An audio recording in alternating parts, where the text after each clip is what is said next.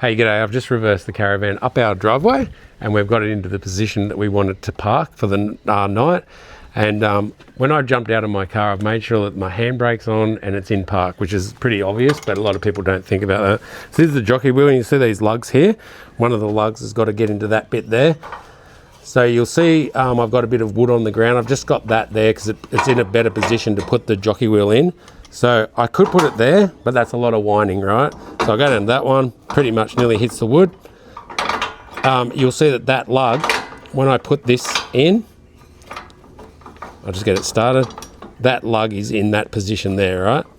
Now, jockey wheel holders aren't always in this exact spot. Sometimes they're in here, but anyway, it is where yours is. Now, if I leave that there, that'll be fine, but every time I'm gonna hit, so I just go a bit tighter. And I'll just put this, what's that in there?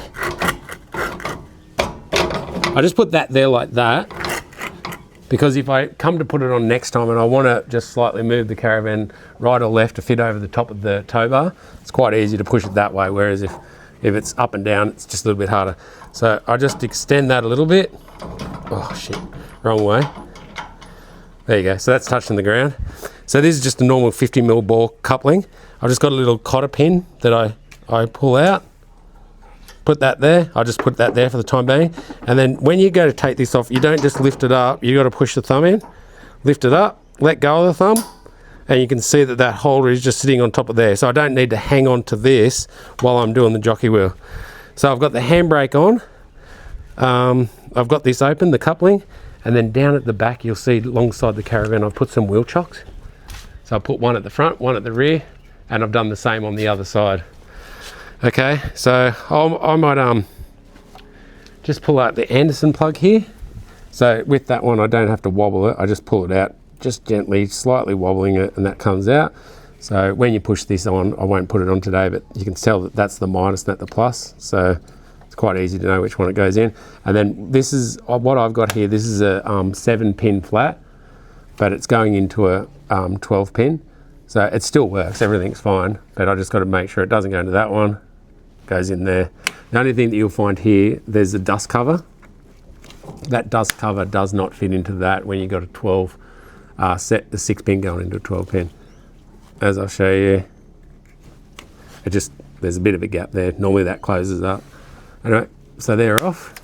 I've got this open. I'm going to leave the chains on, okay, because I'll just wait until it comes off that nothing rolls. And then with the jockey wheel, I just extend that.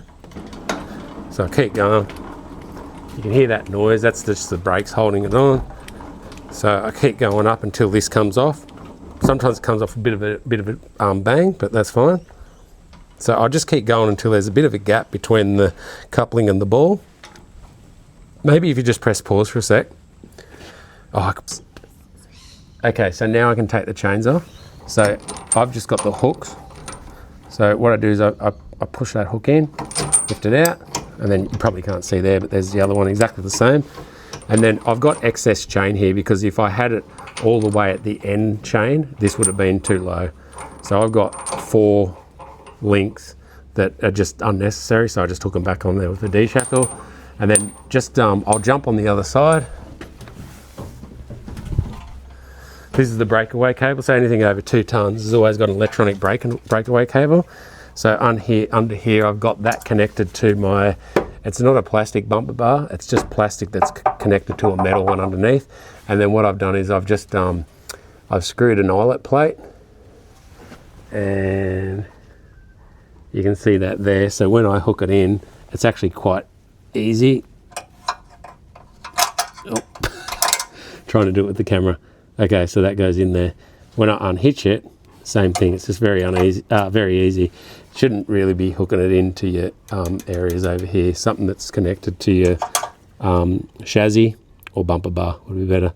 Those hooks, that's where I got them from. So they're rated, they're legal in Australia, and they're all good. Okay, thanks. Hope that helps.